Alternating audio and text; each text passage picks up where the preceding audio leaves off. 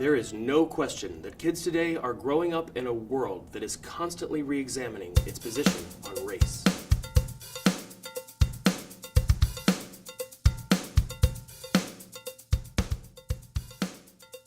Is she a bigot?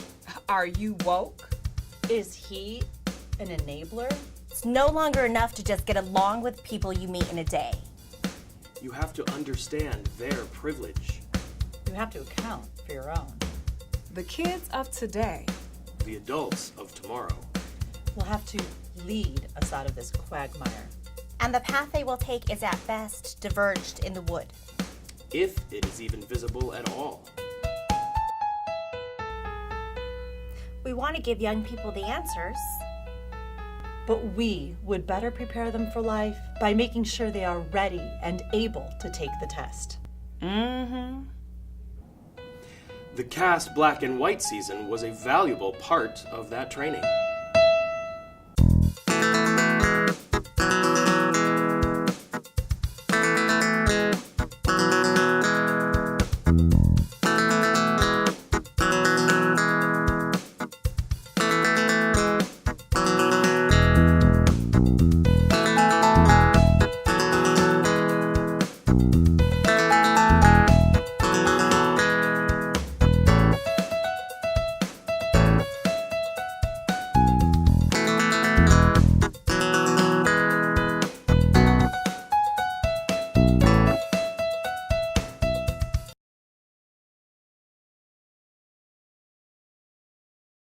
What exactly does the Oak Park Regional Housing Center do, and how long has it existed? So the Housing Center has existed since 1972, and one of the interesting things about that is that in 1972, Oak Park was basically what we call a monoracial community. It was almost entirely white. And at the same time, though, there was a lot of change happening on the west side of Chicago and in some of the areas around the region. And folks in Oak Park realized that racial change was going to happen.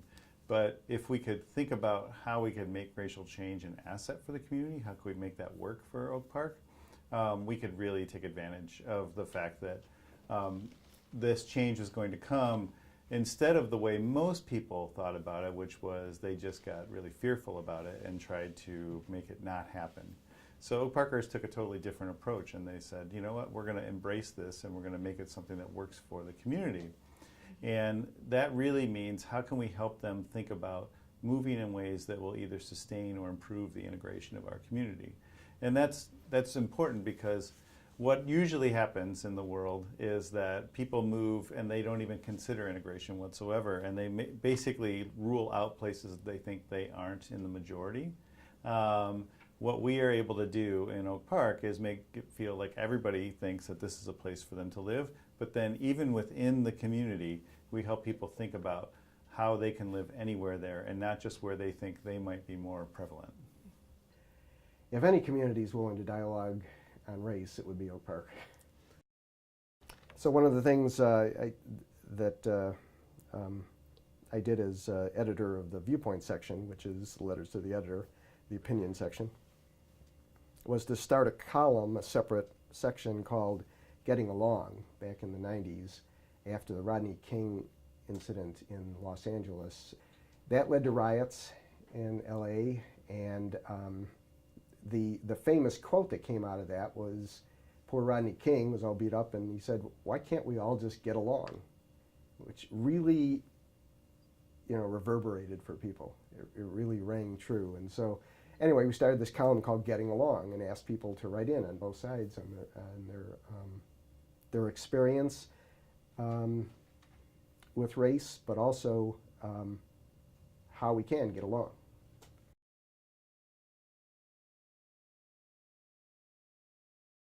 When we integrate our neighborhoods, that means we're also integrating our school system. So all of our schools are really important to being able to keep our diversity going. Of course, we want to make sure that our schools look like our community, and each one of them looks pretty much the same, and we've done a pretty good job on that front. And the way we even do that with the middle schools is also really important as well. The fact that we, the middle schools gather to different elementary districts purposefully to help with that integration strategy. those kids are growing up in a reality that is not like a lot of other places in America. You're growing up in a place where you're going to have that interaction. You're going to learn how to navigate many different kinds of worlds. You're going to understand that when you see things in the media or in politics that try to vilify one group or scapegoat one group, that you understand a little bit better that this is not accurate, that all of us are really good people at heart and we're trying to achieve the same things. So I think what really is important here is what we're doing is we're building a structure that allows you guys to become the leaders of the next generation, because you're going to be able to navigate so many more things than lots of other kids in lots of other places that don't have these advantages will not be able to. What is the Diversity Committee and how long has it existed? The Diversity Committee at Julian is a part of the parent-teacher organization, the PTO here at Julian. The Diversity Committee actually started back in April. There was a discussion sort of district-wide about how are we dealing with, or how are parents sort of dealing with issues of diversity and inclusion and equity in the schools. And how are we also dealing with issues of engagement? You know, how are we making sure that families who have historically not felt a part of the community, how do we make them feel included and part of that community? So as a result, every school decided that it was important to address these issues. So every school in District 97 has its own diversity committee. And so Julian, I became the co-chair for the Julian Diversity Committee. So we've been operating really in full gear since the beginning of the school year. I don't know how you build that into a school's curriculum or into their extracurricular activities. You know, I think this is a good situation with CAST. You know, you're getting kids from both Black and White, and this cast season probably has a more serious note. Again, for like the African Americans and stuff, like it has like a more serious note, not just like some season where it has just a circus or a fish or something like that. It shows real like kids acting out as real people at that time. While it might be easier to do a season about a fish, The plays we do should be challenging, topical, thought-provoking, relevant, inspiring, forward-thinking. Plays are not going to solve race relations. But they shouldn't shy away from a serious examination of our past. But always with an eye toward how it prepares young people for their future. How did our season go? let's take a look. Are you Buddy Caldwell? Bud is your name, and don't you ever let anyone call you anything outside of that. Especially, don't you ever let anyone call you Buddy. Yes, Mom. Don't you worry. It's Bud, not Buddy now. I wanted to be in Bud Not Buddy, and I wanted to play Bud because I read the book and I loved the book. So I read it in 5th grade. It was a really good book, and it showed like this one African American kid just doing all this crazy stuff that, well, even I wouldn't do, even if I thought about it. It's just like, he's serious. He's actually gonna run away from this home, get out of this shed full of bees, and like just dealing with this mean adults and one kid that stick a pencil up his nose, and yet he's not stopping. He's keep going. It's just like, that is true, like, determination to find out who's your father or something like that. It's just very surprising yet like cool. Some brass stones, some elbow grease, a man should polish his own horn. Thank you all. And I'll practice on this so much that I'll be as good as you guys are in 3 weeks. Mr. Keith, he's like overexcited, and he is really happy and stuff, yet he keeps things serious. And sometimes when we like mess up, he's like, it's okay, let's just go over that and let's practice some more just to get the scene right and stuff. And Miss Ori, they're all really nice and stuff. She's the one that keeps us focused, and she gives us the proper warm-up to speak loud. and project more and speak clearly. And working at Madison Street, it felt like a real theater to me, considering it was my first show. But it just felt like more of a play, because again, you're performing at a theater in front of people with sets, lights, props. Someone who was right. He was carrying mama inside of me. And there isn't anyone or anything that can take away from that or add to it either. And anyway, I had to practice on that horn so I could get good enough to go on stage and play in the band. Here we go again, mama. Only this time, can't wait.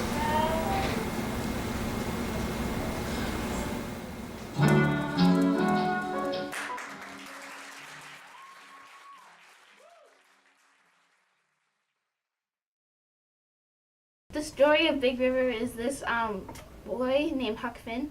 His dad took him away from home to go live in a cabin. He runs away, and then he meets this slave named Jim who works with his aunt, and they kind of travel along. Well, I've been down to the pain and sorrow of no tomorrow. But I put my pole to the river bottom, and I got to hide someplace by myself.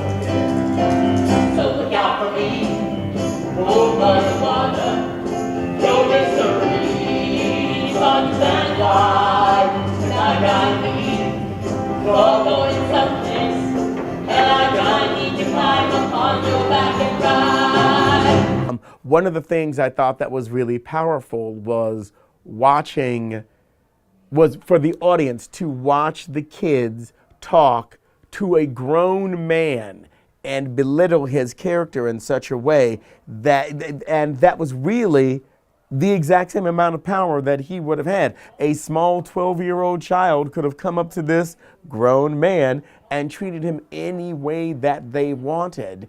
And I think that uncomfortableness, the audience actually watching that uncomfortableness and the kids seeing that the audience were uncomfortable about this fundamental truth. It's history. That's the way it was. It took me a while before I could get up and go humble myself before a slave. When I've done it, and I worked sorry for it now. I'm sorry, Jim. You just come here, Huck.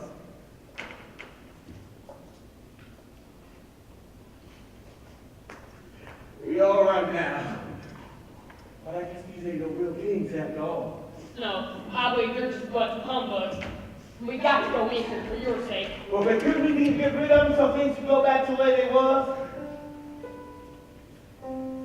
You think of something, Huck. You're the only white person that ever kept their word with Jim.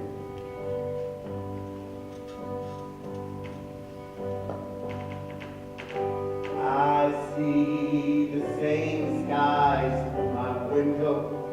You see through yours, but we're worlds apart, worlds apart. You see the impact of slavery on people when Alice's daughter is getting sold away from her. That is the impact of slavery on African American people. The song, The Crossing, is the impact of slavery on African American people.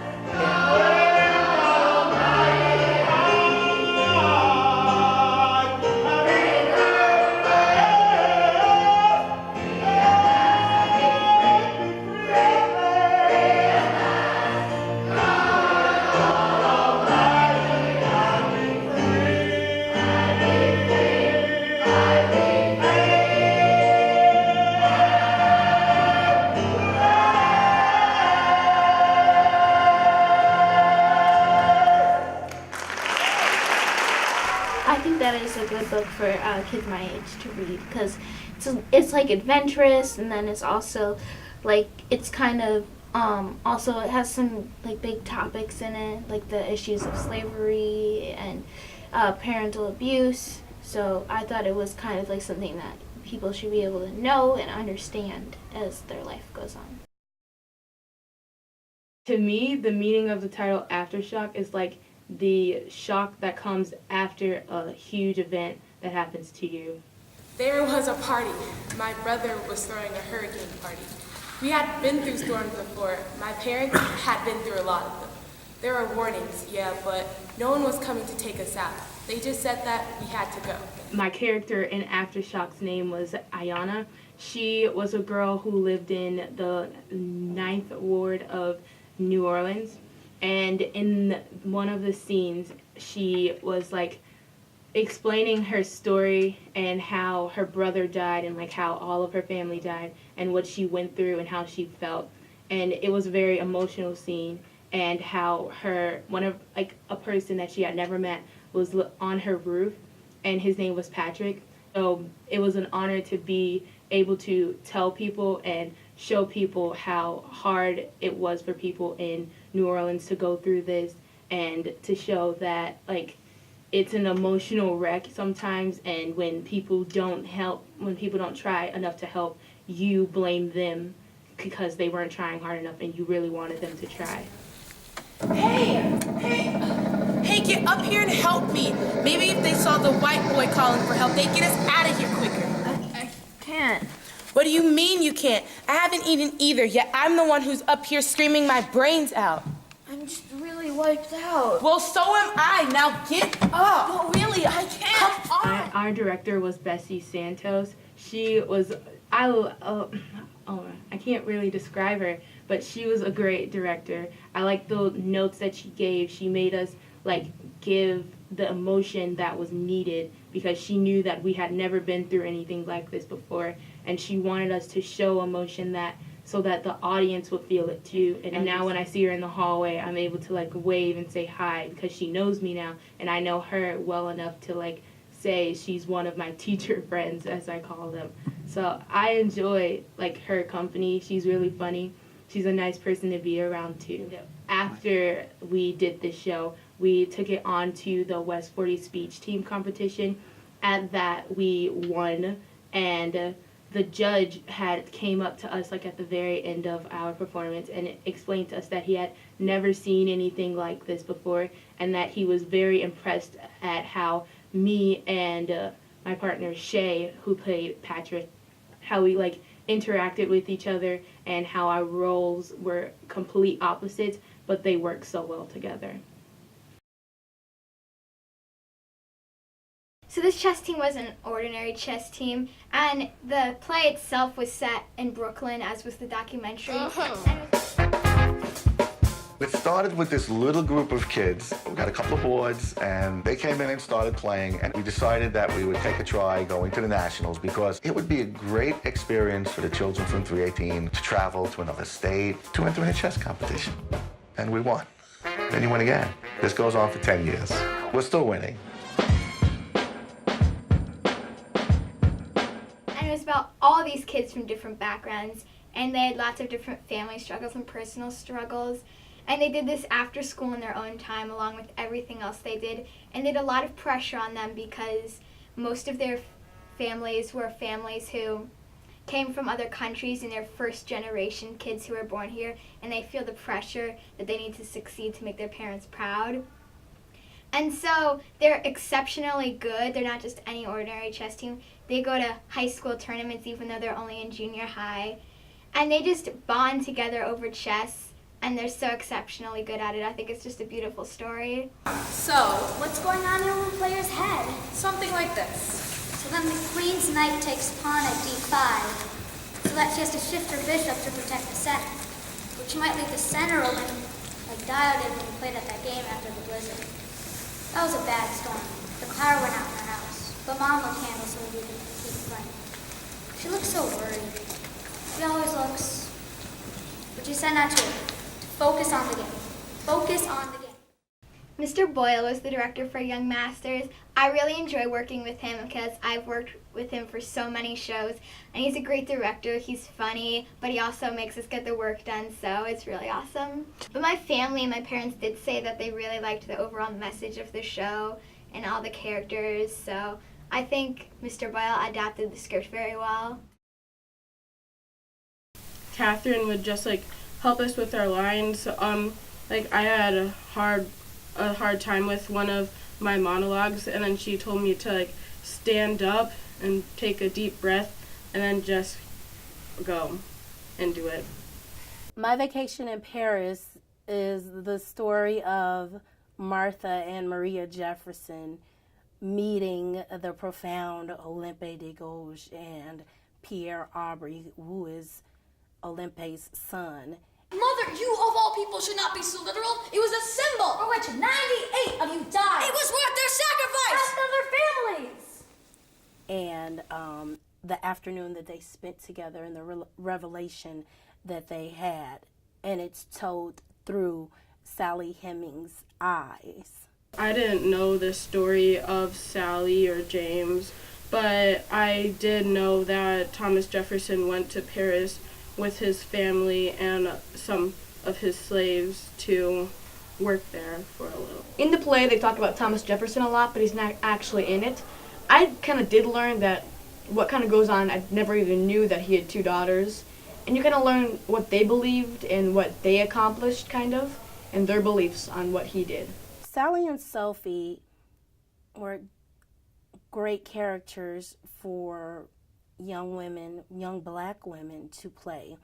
It gives you not just a one-sided view on how people saw slavery. When they were able to travel, which was a surprise in and of itself, they were able to see brown people, black people, be compensated for their time, and they thought that that was amazing. In My Vacation in Paris, my character was Pierre. He was a French revolutionist, and he really believed strongly that we should redo the whole French government, make a revolution, and that we should also fix slavery. There should be no slavery. How can you fight for freedom while keeping so many in chains? My 2 directors were Ori and Miss Catherine. Ori was really funny. She always kind of kept us on track. And Catherine, she kind of was funny as well, and she really helped. She was the one who mainly directed me. She did the house scenes. And Catherine, she was really working hard to make sure we all memorized our line by this time. And what was really cool is in the play we actually had to write a biography as if we were that character to get us more inside the character. So that was really fun. We're the house servants of Thomas Jefferson. Where's your loyalty? To who? To him? To your family. If you run, it won't go so well for the rest of us. So when I got the play My Vacation in Paris, right away I knew it was not a normal play for middle school kids to do. Number one, the topic and the topic of slavery and how it was portrayed through there. And number two, the fact that there were a good amount of roles to give to African American children, so that we always say that there's no small parts, but there were some pretty profound parts in this. I went to see My Vacation in Paris, which I thought was a beautiful story and how it specifically talked about the issue of slavery, but it also dealt with a specific point in American history and also dealing with a specific point in the French Revolution, which I thought was really interesting, and I really liked the way it captured it. This is what the sky looks like in Birmingham. We're so high up, the air's so crisp and so clean. Where do your fingers through? Where are your fingers through? You know what I think? I think we're running our fingers through God's beard. And when we drive along, we tickle it. And it was cool seeing all the people in the Watson family interact and the fun lines and just their day-to-day life. Hey, Bernard Watson, what are you talking about?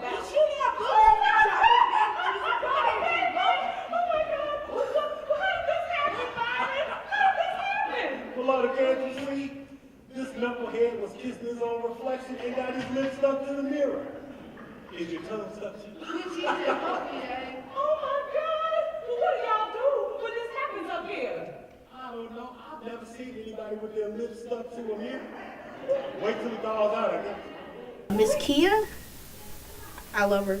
I love her. Kia, I worked with her with Cass Jr., so I knew her a lot. She's I remember in my last Cass Jr. play, she said, you're gonna be a big character someday in life, and like I never forgot about that. And I got to work with her in this play, and I was like so happy that I got to work with Kia. I was just like smiling when I heard that she was in it. I was like, oh my god. She is very fun, but then she's got kind of, she has this little, like, she has a determination to like get like where everything needs to be, but then she's also really fun to work with. She was a great director. It was really fun, and she really, she had us bring our emotions into the play and really get involved with the topic underneath rather than just memorizing lines. I felt like it was a really powerful experience. It's like she turns into another person. She's not like, it's like she has two different hats, like a character hat or a director hat. And when she has her director hat on, she's like all like serious and trying to get stuff done. And then when she's in character, she's all like fine with stuff. She's like, oh, I messed up on this, let's just start over. Hey, Watson's Go to Birmingham final performance. An hour and 5 minutes for the first act. Woo! Backstage footage. Oh yeah, I love this Yeah, show. for the DVD. We're doing it. Woo! Hello. Hi guys, how's the show going? Good. This is my new girlfriend instead of Grandma Sam's. Oh my gosh. Oh, let me see. Yes, Yeah, we are very really attractive. done. Yeah, we're Then Mr. Robert, he was the grandmother's friend or boyfriend. He didn't really talk much, but he was like a key character because Mrs. Watson didn't really know what to think of him at first, but then she realized he was a nice guy. He talked to Daniel, introduced the kids to their cousins, and that like led them to learning about the Children's March. That's what they want. D-Day. Everybody was talking about how successful the march was. Like 1,000 kids went to jail. I didn't get arrested the first day. There were so many kids all around Birmingham area, and not all could get arrested in one day. So we came back the next Saturday. That was double D-Day, when everything went wild. Like the Children's March, it taught me like what happened back then. Like I remember I was backstage and they were talking about that, and I was like, wow, I never learned this in history. I have read a bunch of Christopher Paul Curtis's work. I have seen a bunch of his plays too in downtown Chicago. I actually met the author Christopher Paul Curtis at one of the plays, and he signed my book for actually Bud Not Buddy, I think. And that's when I really knew I really loved his work.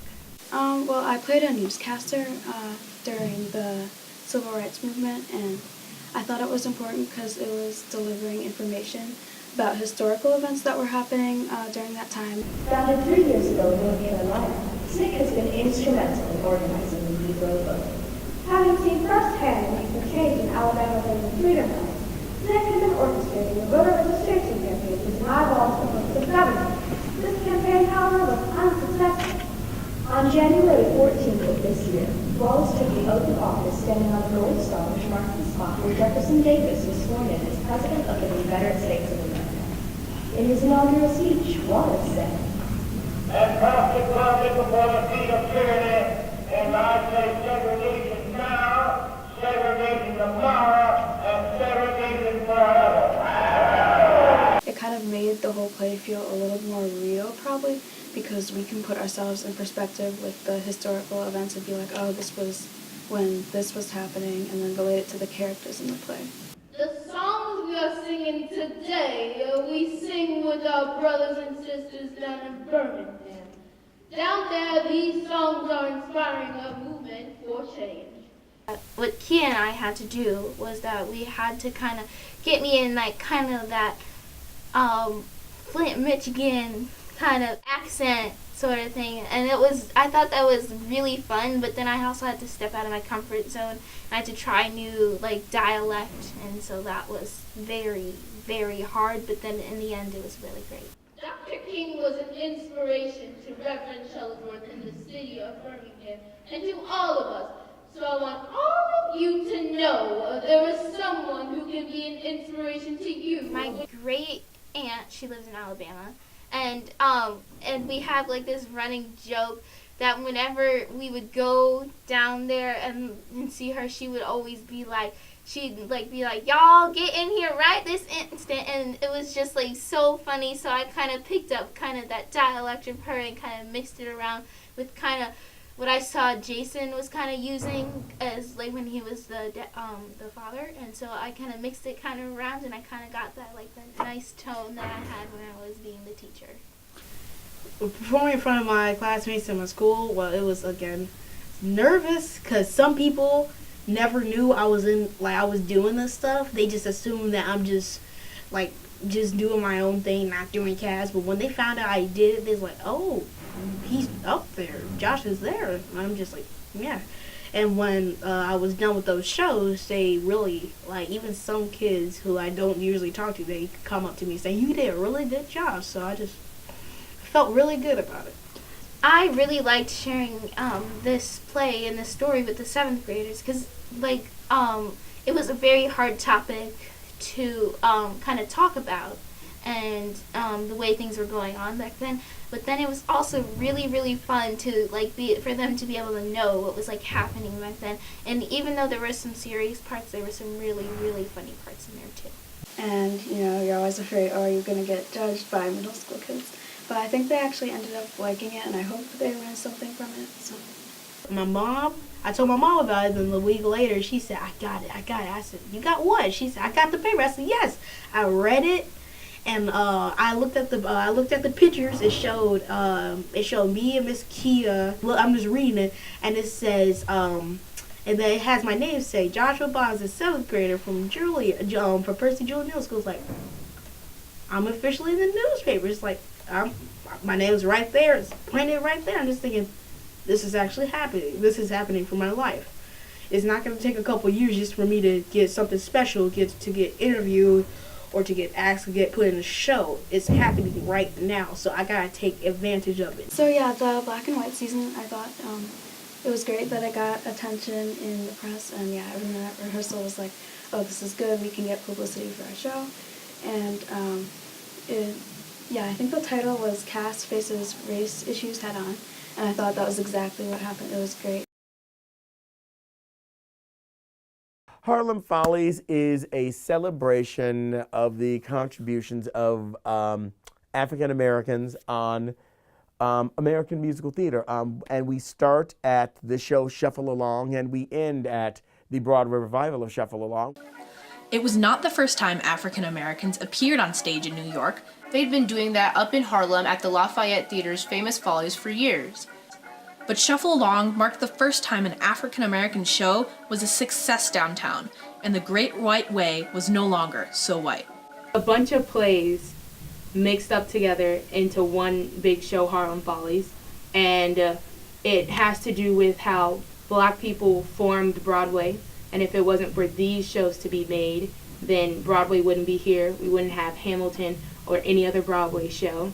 What you think of as musical theater now came about because of Shuffle Along. At one point when I started really getting to know Shuffle Along, all these people, and the more I got inside the research, this show was celebrated. Was considered this turning point in Broadway.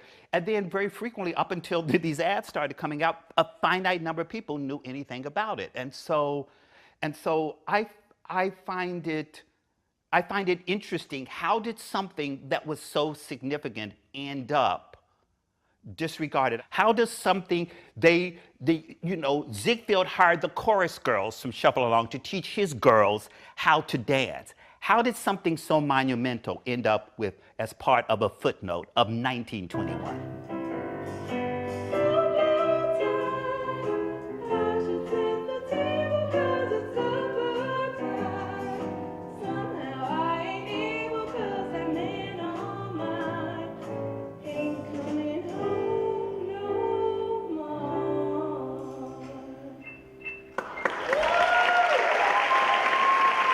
I think all the dances, all the songs, the people that are singing are wonderful, and I totally love all the songs that are in it.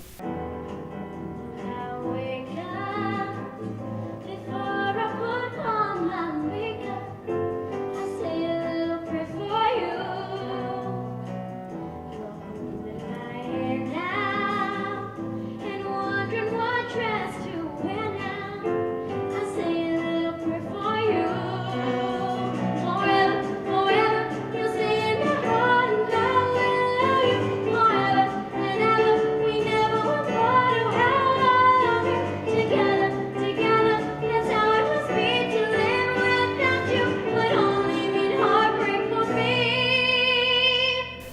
it's kind of ironic because we're starting this and I'm starting a 1920s unit in humanities, and it's like all coming together and somehow.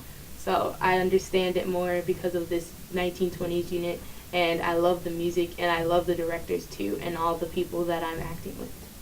If you're calling me sickly, you know I'm gonna treat you well. If you're calling me hipster, you know I'm gonna break the spell. You know, if you're calling me hungry, I'm gonna fill you full of grits. And if it's nothing you're lacking, I'll kiss you and give you the shivering fits. 'Cause I will go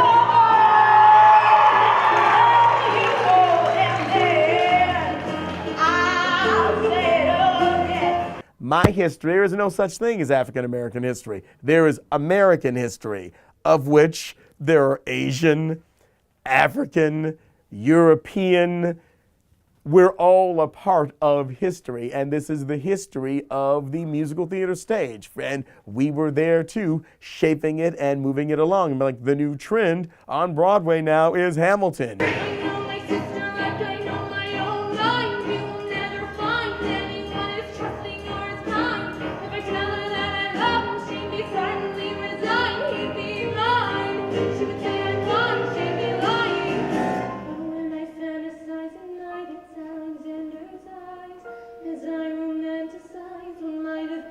If I hadn't sized him up so quickly, at least my dear Eliza's his wife. At least I keep his eyes in my life. To the ground, which you hurl the sea when you see me go by. Why so sad?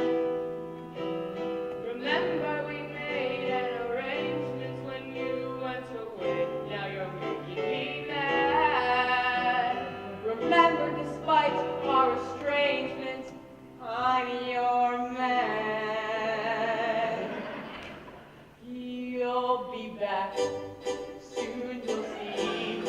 You'll remember you belong to me. You'll be back. Time will tell. You'll remember that I served you well. Oceans rise, empires fall. We have seen each other through it all. And when push comes to shove, I will send the bully armed battalion to remind you of my love. Da da da da da, da da da da da. Like Mama used to make, and running down a wish, looking at the second thing. When your heart is lost in silver line, and the colors in your rainbow cease to shine. In your farewell on the door, that string that we're keeping for. You got those Broadway, you got those Broadway, you got those Broadway.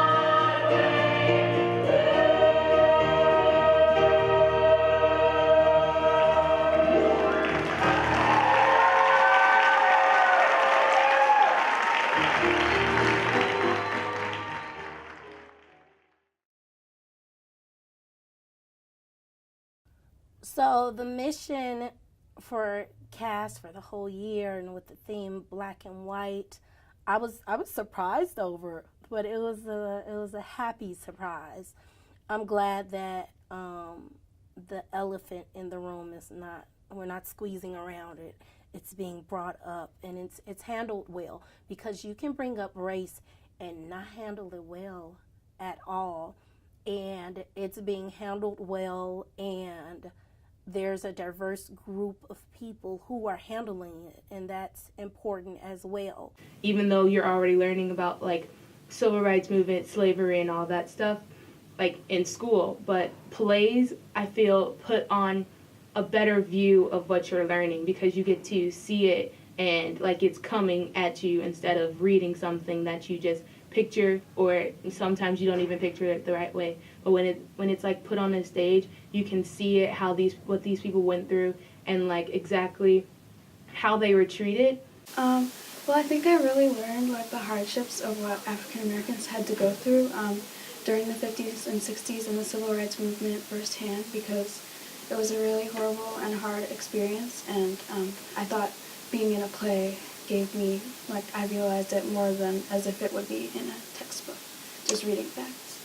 And it was just so great to see, like, how, like, in just, like, even in, like, the littlest of time, put together a big show that has a lot of meaning behind it. So what's been really nice too, especially in this particular season, is to hear her kind of talk about the issues that are being raised in each of the productions and how they impact her, and sort of how she sees herself in the roles, how she sort of thinks about things historically and what it would have been like for her if she lived in that particular time period. So I think it's really helped to foster a lot of dialogue and a lot of communication in our house, which has been really, really nice. And I think it was going over their heads, but it was this beautiful moment of chaos that was happening where I'm like, oh my goodness, they're going to look back on this and have some realizations on things on their life, on what they understand or what could have gone better, or on how this little play has helped them in their life. Like in Watson Go to Birmingham, I had to be in the part when the 16th Baptist Church got bombed and stuff. I just remember that, and I saw the real history of it. I didn't like it at all, but I just had to go through it. I didn't have to just be scared of it. I just had to overcome it. And I would really like to see more of it, because, you know, it's like it's a golden opportunity to live in this town and have the chance to interact with people of other races and ethnicities. And if you don't take advantage of it, you're just wasting a great opportunity, because it opens up a whole world which is out there, you know, and that we're going to be living in, or you're going to be living in when you're an adult. And so the more you interact and talk and you know, ask questions like, what's it like for you? This was my first cast season, so when I found out I got those big parts, I found out I have talent in me, and I figure maybe I could go beyond more and just know that I'm good at something.